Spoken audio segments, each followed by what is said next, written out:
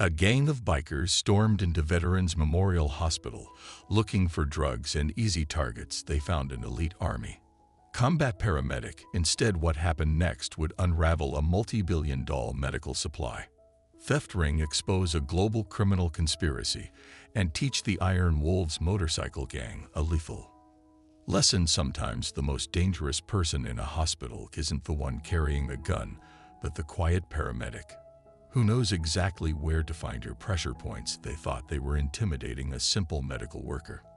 Instead, they picked a fight with Major James Collins, one of the military's most decorated combat medics, with 15 years of classified operations behind him. This is the story of how the Iron Wolves made their last mistake by threatening the wrong hospital, and how their greatest heist became their final operation. Before we continue with the story, tell us where you're watching from. If you like this story, hit that subscribe button, because tomorrow we have special story for you. The fluorescent lights of Veterans Memorial Hospital cast their steady glow across the pristine hallways.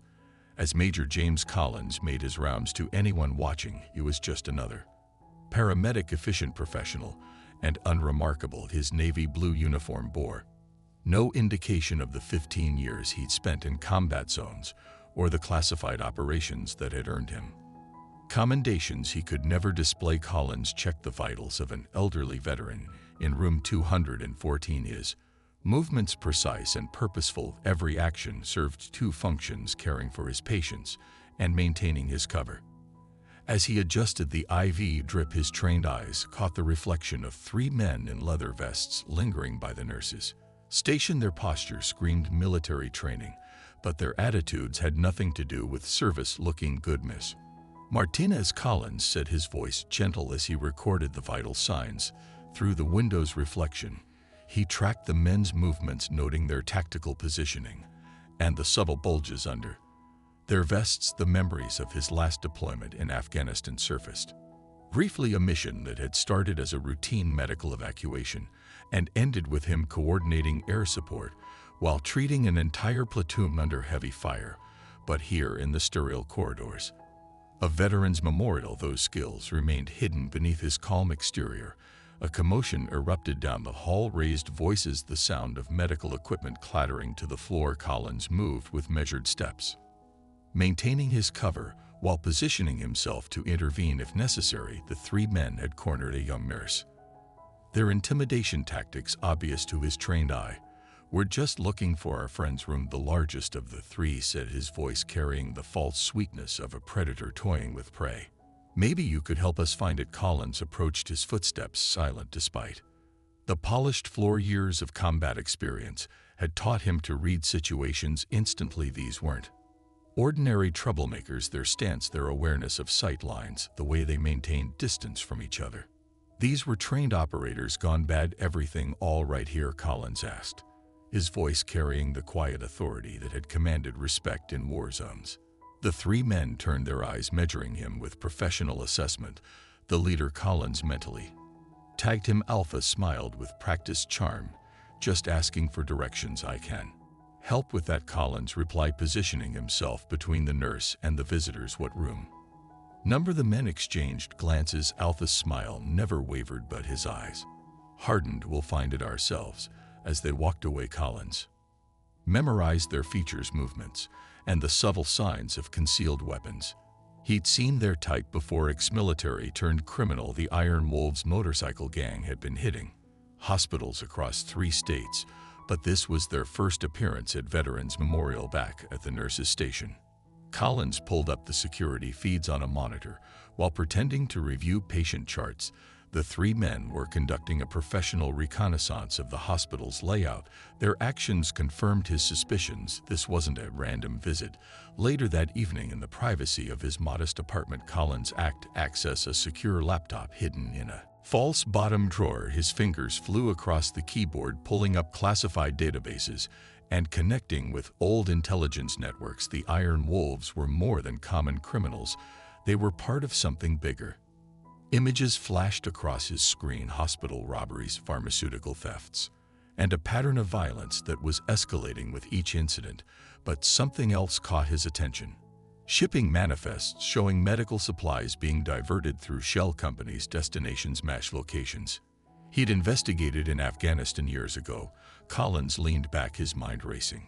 Through the implications, the gang's presence wasn't just about drugs, they were part of a sophisticated medical supply theft ring with international connections, and now they were targeting his hospital. His phone vibrated, a message from Dr. James Chen, the hospital administrator. Need to discuss security concerns, private meeting tomorrow. Collins sent a brief acknowledgement, then returned to his research. His time in Afghanistan had taught him to trust his instincts, and right now they were screaming that this was just the beginning. The Iron Wolves thought they were dealing with a simple paramedic, but they were about to learn a painful lesson about judging books by their covers. As he prepared for bed, Collins ran through his mental checklist of hospital vulnerabilities and potential defensive positions. Tomorrow would be another day of maintaining his cover, watching and waiting. But when the Iron Wolves made their move, and they discover that the quiet paramedic they dismissed was actually a guardian angel with a very particular set of skills. In the darkness of his bedroom, Collins allowed himself a small smile. The gang had chosen Veterans Memorial Hospital because they thought it would be an easy target. Instead, they'd walked into the domain of someone who'd spent 15 years saving lives under fire and who knew exactly how to stop one when necessary. The next morning brought a steady stream of patients and the usual controlled chaos of a major hospital. Collins moved through his duties with practiced efficiency, his enhanced situational awareness noting every detail. 2 more Iron Wolves members had arrived, pretending to visit different patients while studying security camera positions and staff rotations. During his lunch break, Collins met with Dr. Chen in his office, away from prying eyes and ears. The administrator's usual confidence seemed shaken. "We've had reports from other hospitals," Chen said, sliding a folder across his desk. "The Iron Wolves aren't just stealing drugs, they're taking entire shipments of medical supplies, advanced equipment, everything they can get their hands on." Collins reviewed the documents, noting patterns that matched intelligence he'd gathered. Their well-organized military precision. "That's what worries me," Chen replied, lowering his voice. "These aren't ordinary criminals. They know exactly what they're looking for, and they're not afraid to hurt people to get it." "I've noticed," Collins said, his tone neutral while his mind calculated potential scenarios and response strategies. The folder contained details of hospital staff injuries, patients terrorized, and millions in stolen supplies. As he left Chen's office, Collins spotted one of the Iron Wolves members talking to a nervous-looking pharmacy technician. The G was already working on inside contacts, laying groundwork for whatever they had planned. The rest of his shift was spent treating patients while mentally mapping the hospital's defensive capabilities. Every corridor, every supply closet, every security checkpoint could become either a vulnerability or an advantage. He'd learned in Afghanistan that preparation often meant the difference between life and death. After his shift, Collins made a series of encrypted calls to old contacts, building a clearer picture of what he was facing. The Iron Wolves weren't just a gang, they were the visible face of a much larger operation, one that stretched from local hospitals to international black markets. As night fell over Veterans Memorial Hospital, Collins knew he was running out of time. The Iron Wolves were accelerating their preparations, and soon they would make their move. But when they did, they'd learned that this hospital had a guardian. They hadn't counted on one who'd spent years perfecting the art of saving lives and stopping threats. In the quiet of his apartment, Collins began his own preparations. Tomorrow would bring another day of playing the simple paramedic, but beneath that facade, a warrior was getting ready for battle. The Iron Wolves had chosen their target carefully, but they'd made one crucial mistake. They'd brought their fight to his hospital, to his patients, to his domain, and Major James Collins had sworn an oath to protect both the innocent and the wounded. It was an oath he'd kept under fire in combat zones across the world, and he'd keep it here in the pristine corridors of Veterans Memorial Hospital. The Iron Wolves were about to learn that sometimes the most dangerous person in a hospital isn't the one making threats, it's the quiet paramedic who knows exactly how the human body works and exactly how to stop it. The Iron Wolves' presence at Veterans Memorial Hospital grew more obvious with each passing day. Collins watched as they established their pattern, noting how they masked their surveillance behind legitimate hospital visits. Their leader, Victor Viper Rodriguez, made his first appearance on a Wednesday morning wearing an expensive leather jacket that did little to hide his military-bearing. Collins was checking supplies in the emergency room when Viper walked in, accompanied by two of his men. Unlike his subordinates, Viper carried himself with the calculated precision of a special operations veteran. His eyes swept the room with practiced efficiency, taking in exit points and security camera positions. Quite an operation you have here, Viper remarked to no one in particular, his voice carrying the kind of authority that expected immediate attention. Collins kept his movements measured as he inventoried medications, watching through his peripheral vision. As Viper engaged a young doctor in conversation, the gang leader questions seemed casual, but Collins recognized the tactical intelligence gathering behind them. Patient capacity, sicker protocol, staff rotations. Later that morning, Collins attended a staff meeting where the tension was palpable. Nurses reported missing medications, small amounts that wouldn't trigger immediate investigations. Supply clerks mentioned inventory discrepancies that somehow never made it into official reports. We're implementing new security measures. Turkchen announced his usual confidence, strained. All controlled substances will require dual verification for access. Collins noted, which staff members shifted uncomfortably at this news. The Iron Wolves had already compromised some of the hospital personnel. It was written in their body language and nervous glances. Telling and preparing this story took us a lot of time, so if you are enjoying it, subscribe to our channel. It means a lot to us. Now back to the story. During his lunch break, Collins received an encrypted message from one of his military contacts. The Iron Wolves pattern was expanding beyond just Veterans Memorial. 3 other hospitals in neighboring states had reported similar activities, seemingly minor thefts escalating to coordinated attacks while treating a retired Marine with a leg wound. Collins overheard 2 of Viper's men in the hallway. Their conversation seemed innocent enough, but their positioning was deliberate. They were testing response times to different hospital zones. How long you been working here? The patient asked, drawing Collins' attention back to the treatment. 3 years, Collins replied, applying fresh bandages with practiced ease. Needed something quieter. After my last job. The Marine studied him with knowing eyes. Military, that obvious to another vet? Yeah. The Marine lowered his voice. Those bikers been hanging around a lot lately. Something's not right about them. Collins nodded slightly, maintaining his cover while acknowledging the shared observation. Hospital security's aware. That afternoon, Collins observed Viper meeting with someone in the hospital's parking garage, a well-dressed man who carried himself like a health-care executive. The exchange was brief, but Collins recognized the hallmarks of a payoff. Using his break time, Collins accessed the hospital's personnel database through a secure terminal. The executive was Thomas Wheeler, a board member overseeing pharmaceutical contracts. The connection added another piece to the puzzle. The Iron Wolves had high-level help inside the hospital administration. A commotion from the ER pulled Collins away from his investigation. One of the Iron Wolves members had accidentally knocked over a crash cart, scattering supplies across the floor. While staff scrambled to clean up, Collins noticed another gang member using the distraction to photograph security. Keep it, codes need a hand, Collins asked, approaching the scene. The biker's eyes narrowed, recognizing something in Collins' stance that set off warning bells. We got it, the man growled, but Collins was already helping gather supplies, using the opportunity to get a closer look at the gang member's tactical gear hidden under his leather vest. That evening, Collins discussed the situation with Marcus Reed, the hospital's head janitor to most staff. Reed was just another maintenance worker, but Collins had spotted the subtle signs of a fellow operator. Their conversation, held while checking maintenance panels, confirmed his suspicions. Reed was an undercover DEA agent they're building to something big, Reed murmured, pretending to check a circuit board. We've tracked similar patterns across the country. They hit fast, clean, and disappear with millions in supplies. Collins adjusted a wire, maintaining their cover. Military trained, most of them. Viper ran spec ops before going private sector, went off the grid 3 years ago.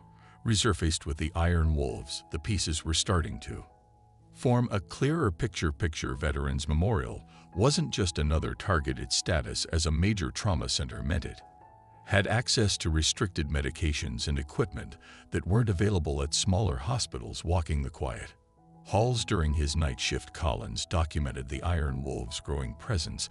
They had men watching all major access points, studying staff movements, and testing security responses. Their preparation was methodical, professional, exactly what he'd expect from former military operators. In his apartment that night, Collins expanded his intelligence network. Encrypted messages went out to trusted contacts, building a more detailed profile of the Iron Wolves' operations. The pattern was always the same: infiltrate compromised staff, gather intelligence, then strike with overwhelming force the next morning.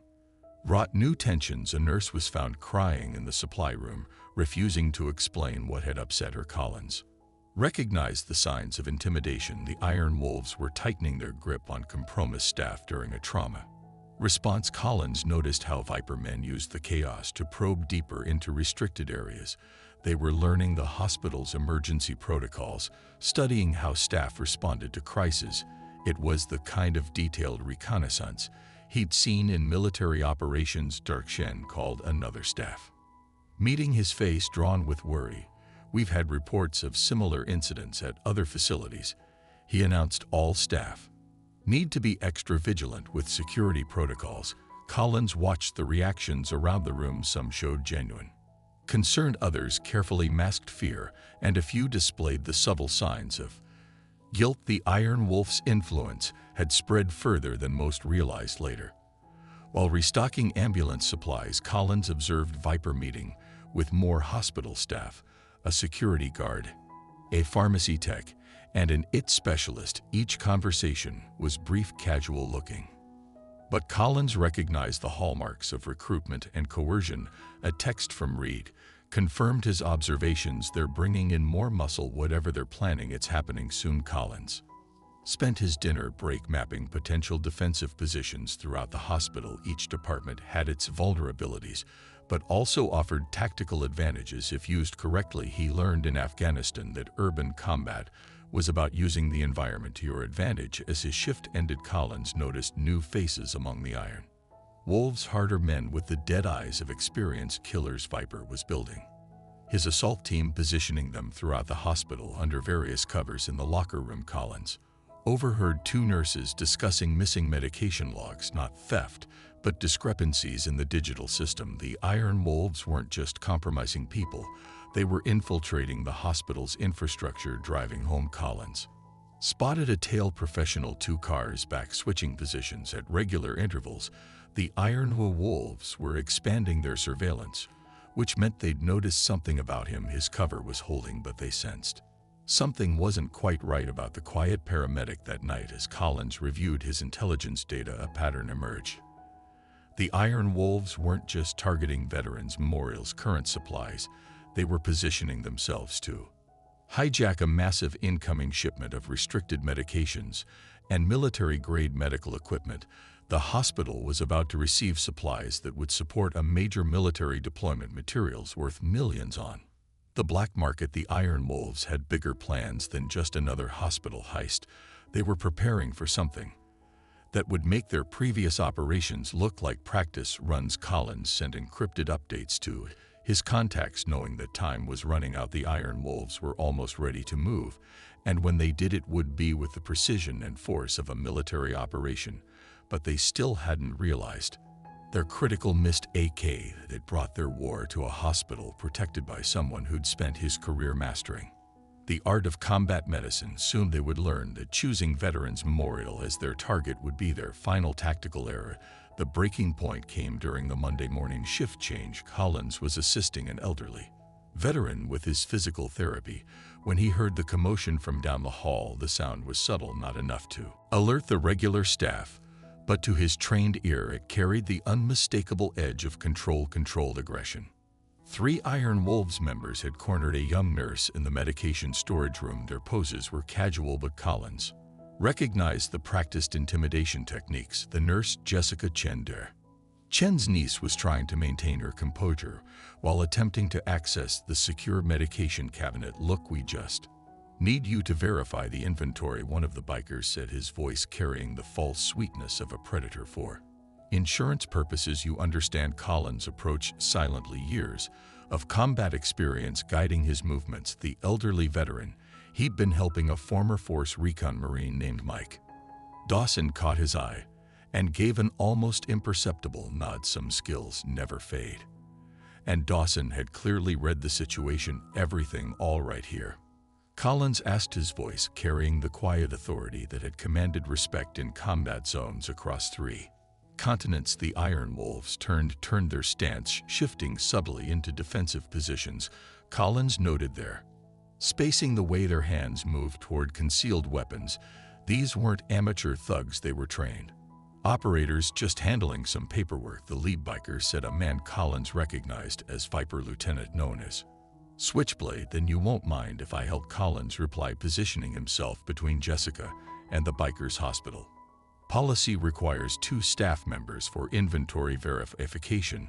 Switchblade's eyes narrowed, studying Collins with new interest. "You're that paramedic that's always around James, right?" "That's right." Collins maintained eye contact while using his peripheral vision to track the other 2 men, always happy to help with proper documentation. The tension stretched like a wire about to snap. Jessica took the opportunity to step back, clutching her tablet like a shield. The bikers exchanged glances, a silent communique that Collins read easily. They weren't ready to force a confrontation. "Not yet, maybe later," Switchblade said, his casual tone belied by the predatory assessment in his eyes. "Will come back when it's less busy." As they walked away, Collins noted how they maintained tactical spacing, never turning their backs completely. They'd recognize something in him, a fellow predator hiding in plain sight. "Thank you," Jessica whispered, her hands trembling slightly as she locked the medication cabinet. "They've been persistent lately. Report any further incidents to security," Collins advised, knowing the Iron Wolves would be watching their interaction. "And maybe take your breaks in more populated areas for now." Later that morning, Collins received an encrypted message from his military contact. The Iron Wolves' activities had escalated at 2 other hospitals in the region. Their pattern was becoming clearer: systematic intimidation of key personnel, followed by a coordinated strike. During his lunch break, Collins met with Marcus Reed in the maintenance area, their conversation masked by the hum of machinery. "They're getting bolder," Reed said, pretending to check electrical panels. "DEA is tracking similar patterns across the state, but something's different about this hospital. They've committed more resources here." Collins nodded, his mind racing through the implications thereafter. "Something specific?" question is what Reed glanced around before continuing. "This level of operation, the military precision, it's not just about drugs anymore." The afternoon brought another confrontation. Collins was restocking an ambulance when he spotted 2 Iron Wolves members harassing an elderly patient, a retired Army colonel who'd lost his leg in Afghanistan. The bikers were blocking the colonel's wheelchair, making a show of helping while actually preventing him from leaving. Collins approached, pushing a supply cart. "Colonel Matthews," he called out, using the distraction to position himself advantageously. "Time for your medication."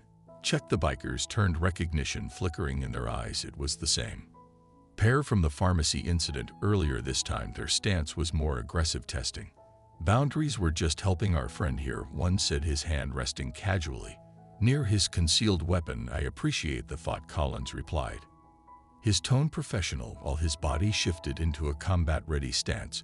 "But as his health care provider, I'll take it from here." Colonel Matthews, a veteran of multiple combat tours, caught the underlying tension. "These gentlemen were just leaving," he said, his voice carrying the command presence of a senior officer. The bikers hesitated, weighing their options. Collins maintained his relaxed posture, but his eyes conveyed a clear message. This wasn't a confrontation they wanted to force, not yet. After they left, Matthews looked at Collins with knowing eyes. "They're planning something big, aren't they? Stay in populated areas," Collins advised, checking the colonel's vital signs while scanning for surveillance. "And if you notice anything unusual, report to security." Matthews finished. "I remember how this game is played." That evening, Collins observed increased activity among the Iron Wolves. New faces appeared, harder men with the distinctive bearing of special operations veterans. They moved through the hospital under various pretenses, but their real purpose was clear to his trained eye permission. Reconnaissance during his final rounds, Collins caught sight of Viper himself meeting with Thomas Wheeler in a secluded stairwell. Their conversation was brief, but the exchange of documents was telling. The hospital board member was deeply involved in whatever the Iron Wolves were planning in his apartment that night. Collins pieced together the intelligence. The Iron Wolves had compromised key personnel throughout the hospital: security guards, nurses, administrative staff, but their interest in specific areas suggested they were after something more than just drugs. The encrypted message from his military contact confirmed his suspicions. Veterans Memorial was scheduled to receive a classified shipment: experimental combat medical supplies developed for special operations teams on the black market. The materials would be worth millions. The next morning brought subtle changes. The Iron Wolf's presence shifted from intimidation to preparation. Collins noticed them testing response times, observing security patrols, marking blind spots, and camera coverage. They were preparing for a major operation during a trauma response. Collins watched how they used the chaos to probe deeper into restricted areas. Their movements were professional, methodical, exactly what he'd expect from former special operations personnel planning a complex assault. As his shift ended, Collins received an urgent message from Reed. The DEA had intercepted communications suggesting the Iron Wolves were bringing in additional personnel, professional mercenaries with military backgrounds. In the parking garage, Collins noticed he was being followed again. Two men moving with the practiced coordination of experienced operators. The Iron Wolves were stepping up their surveillance, which meant they'd sensed something about him, a fellow predator hiding in plain sight. Back in his apartment, Collins reviewed his options. The Iron Wolves were nearly ready to move, and when they did, it would be with overwhelming force. But they'd made a critical error in their planning. They'd assumed that Veterans Memorial, like their previous targets, was defended only by ordinary hospital security. They hadn't realized that this hospital had a guardian who'd spent 15 years perfecting the art of combat medicine in the world's most dangerous places, someone who knew exactly how to use a hospital's environment as a weapon. Soon the Iron Wolves would learn that their greatest tactical error was choosing Veterans Memorial as their target, because in doing so they'd walked into the domain of a warrior who'd sworn to protect the wounded and vulnerable, a sacred oath that Major James Collins had kept under fire in combat zones across the world, and he would keep it here in the pristine corridors of Veterans Memorial Hospital. No matter the cost, the pieces of the conspiracy began falling into place. On a quiet Thursday morning, Call was reviewing patient charts when Chen called him into his office. His face, drawn with worry, the administrator's usually impeccable suit was slightly rumpled, betraying a sleepless night. "We need to talk," Chen said, closing the door. "Things are happening that I can't explain. Supplies are disappearing.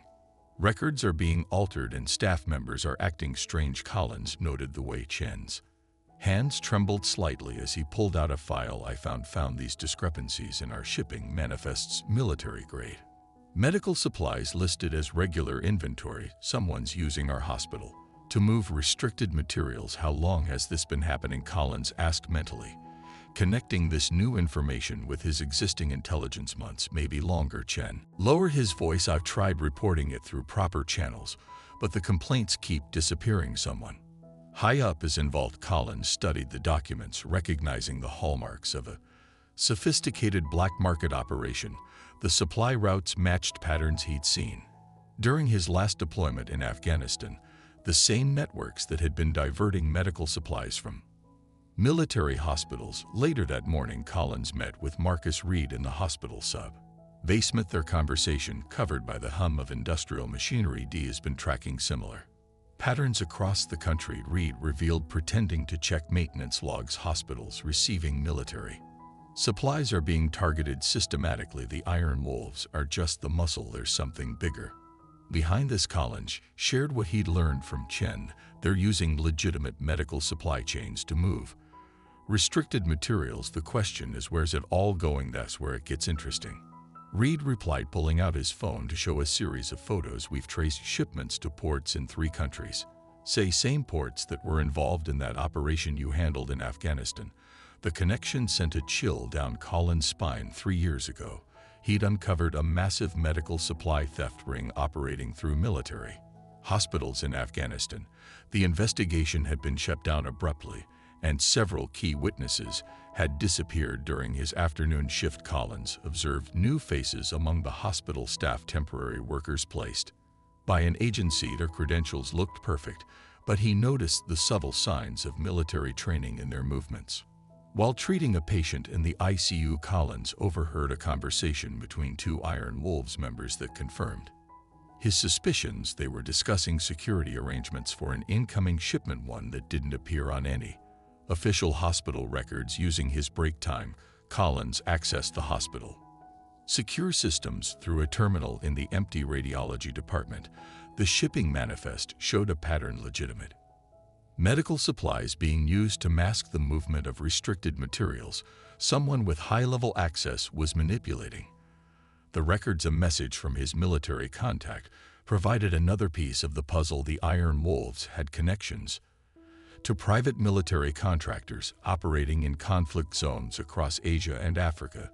They weren't just stealing supplies, they were supplying a shadow medical network for mercenary operations. Collins was checking inventory in the pharmacy when he noticed Thomas Wheeler meeting with Viper in the parking garage. Through the security camera feed, he watched them exchange documents. Wheeler's body language showed nervousness, but also the arrogance of someone who thought they were untouchable. Using his medical credentials, Collins accessed Wheeler's office. After hours, the board member's computer revealed encrypted communications with offshore accounts.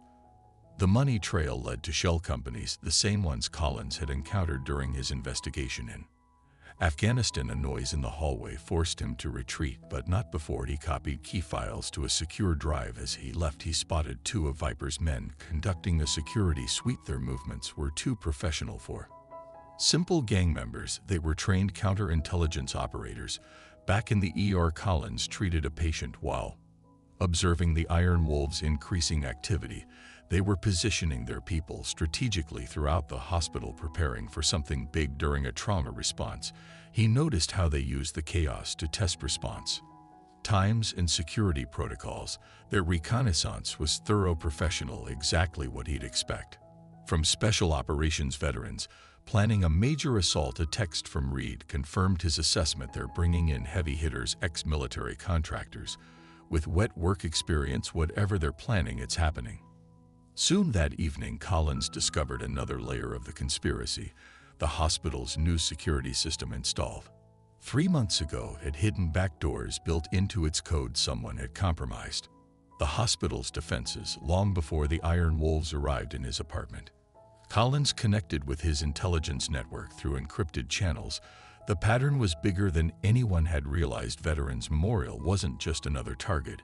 It was a key distribution hub in a global medical supply black market. The next morning brought more revelations. While treating a veteran with trauma injuries, Collins overheard two compromised staff members discussing delivery schedules. The Iron Wolves weren't just planning a simple heist, they were coordinating with multiple teams across different facilities. During lunch, Collins received an urgent message from his Afghanistan contact. The same organization he'd investigated years ago had expanded its operations. They weren't just stealing supplies anymore.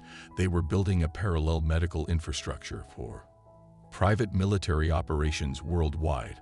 A chance encounter in the stairwell nearly exposed his investigation. Collins was reviewing security footage on his phone when two of Viper's men approached. He smoothly transitioned to checking patient records, but their suspicious glances suggested they sensed something wasn't quite right about the quiet paramedic. That afternoon, Collins observed increased activity around the hospital's receiving area. Under the guise of routine deliveries, the Iron Wolves were staging equipment and personnel. Their operation was entering its final phase in the staff locker room.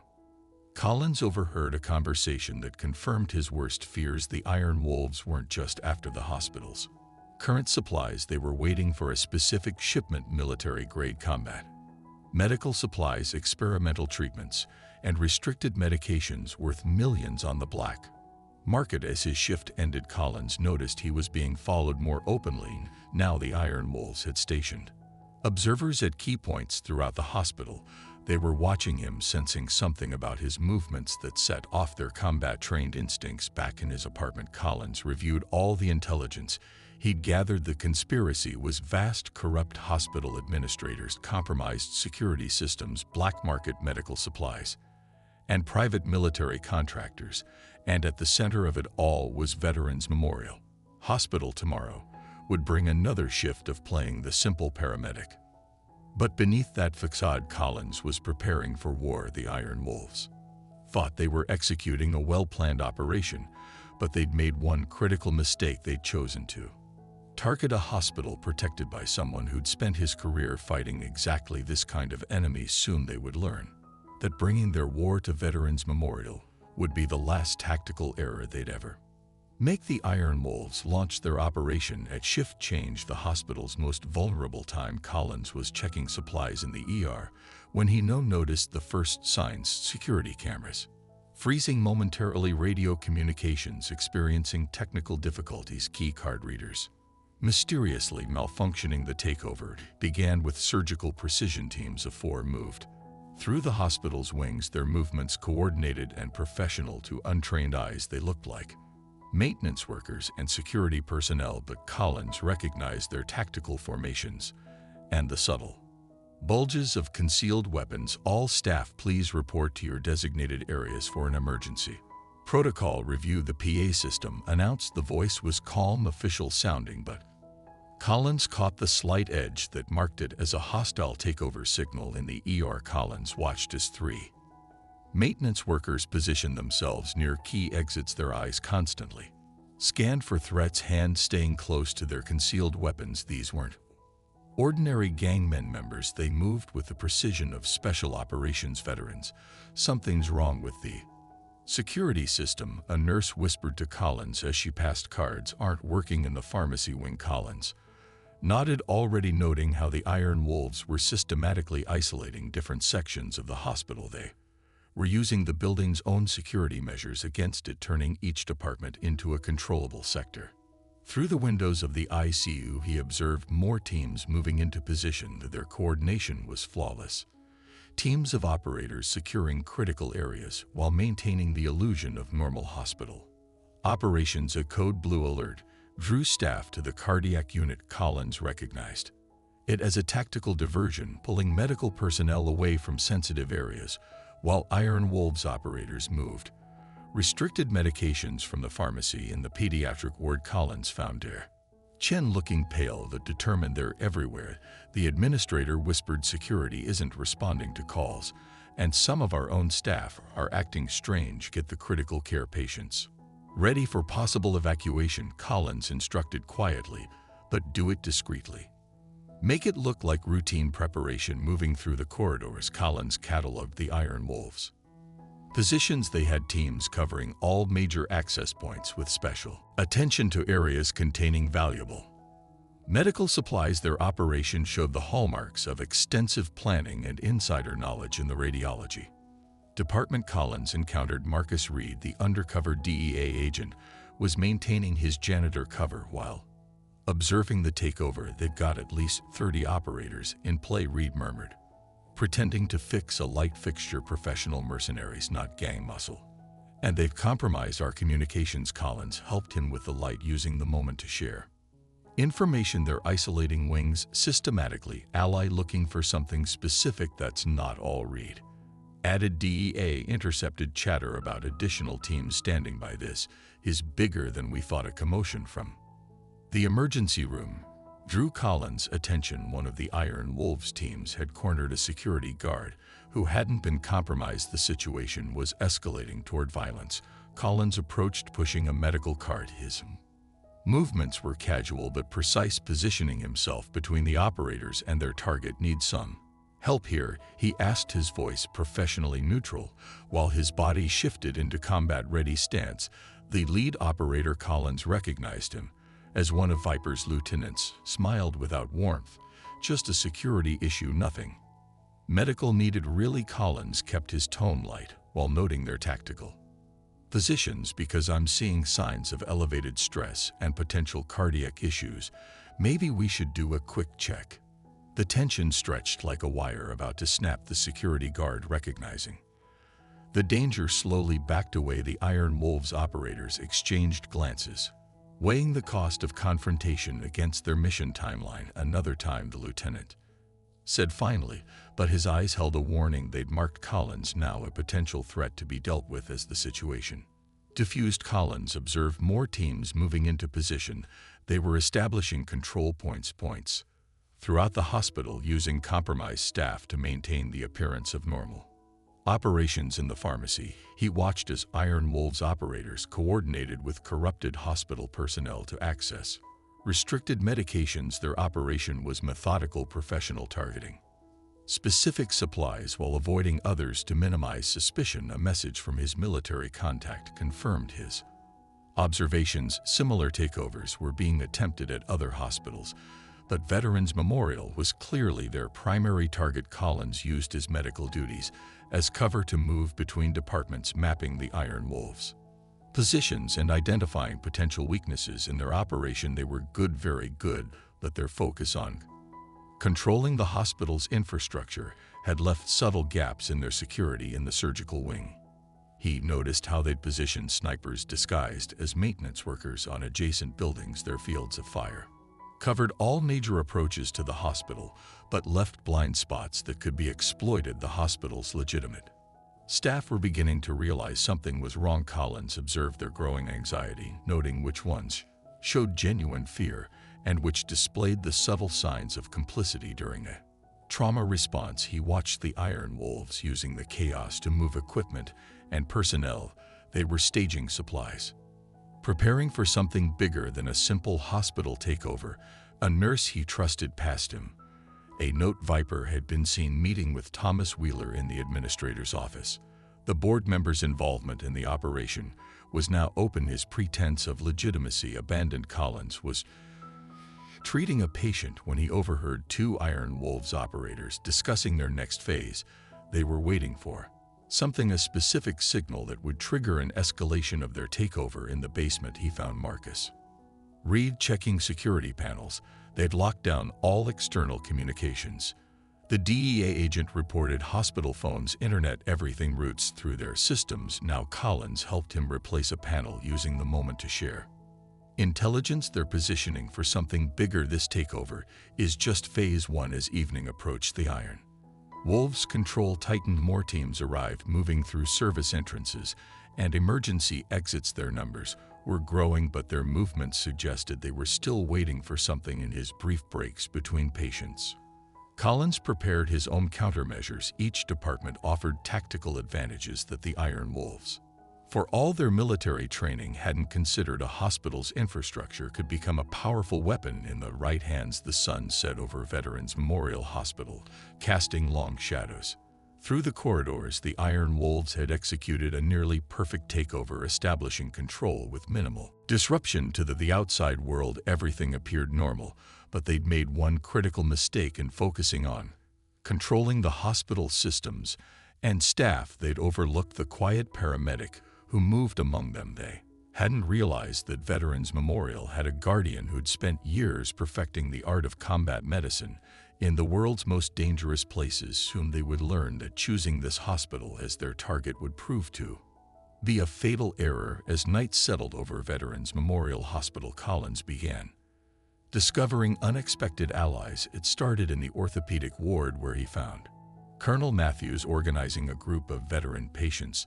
The retired officer had already identified which patients had combat experience and established a communication network using hospital volunteers. "We've been watching," Matthews said quietly as Collins checked his vitals. "Those aren't ordinary thugs.